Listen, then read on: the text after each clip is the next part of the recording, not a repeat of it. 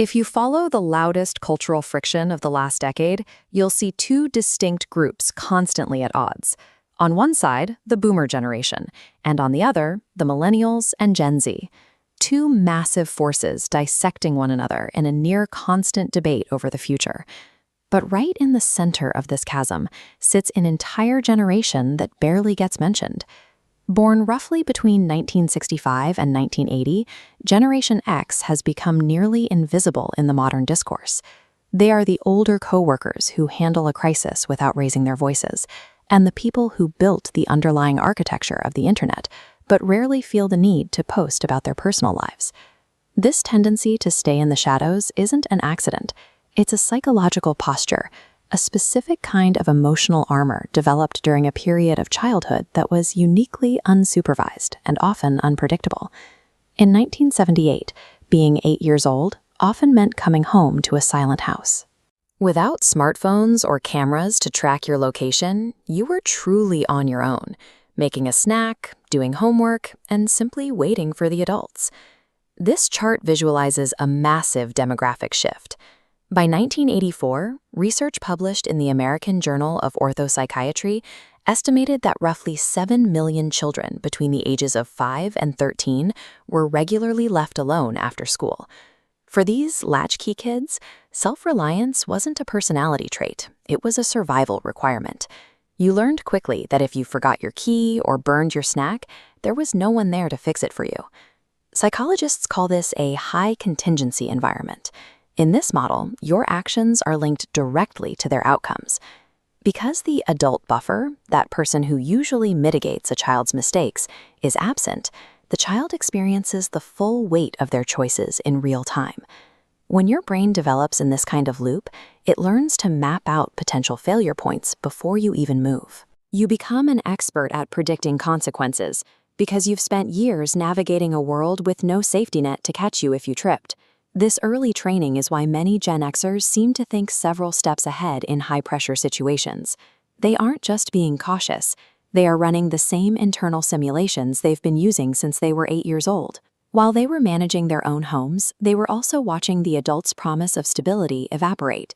Divorce rates peaked during their formative years, and the idea of a job for life began to crumble under a new era of corporate restructuring. Their skepticism of authority was reinforced by a string of high-profile failures. From the Watergate scandal to Iran-Contra, they watched a generation of leaders make series of documented incompetent decisions. That distrust deepened during the AIDS crisis, a public health catastrophe that many felt was fumbled by the very institutions meant to protect the population. Even at school, the messaging was contradictory. Teachers spoke about nuclear war as a looming certainty, leading students through duck and cover drills that felt like a futile response to total annihilation. Entering the workforce offered little relief. This generation faced repetitive economic headwinds, from the dot-com burst to the 2008 financial crisis, which permanently altered their view of the employer-employee relationship. The result is a psychological state often called defensive pessimism. It's an emotional strategy where you expect the rug to be pulled out, because historically, that's exactly what has happened. Irony became their primary tool, a way to keep the world at a safe distance. Because they don't believe in company loyalty, they place their trust in their own skill sets instead. They don't aim for the fanciest title. They aim to be the most valuable person in the room, so that if everything collapses, they're the ones left standing. This self-reliance was further cemented by how they accessed information. In a pre-digital world, solving a problem required a significant physical investment. Knowledge had a physical cost.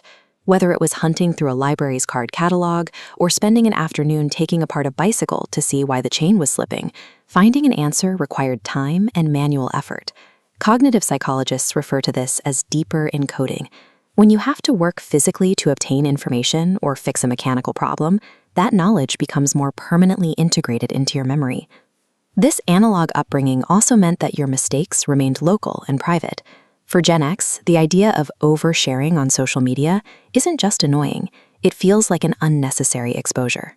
They learned early on that the less the world knows about you, the safer you are. Now, as they raise their own families, Gen X faces a strange contradiction. They are providing their children with the constant supervision and emotional support they never had, yet they often worry that by removing the friction and the boredom of their own youth, they might be preventing their kids from developing the very self-reliance that defines the Gen X identity.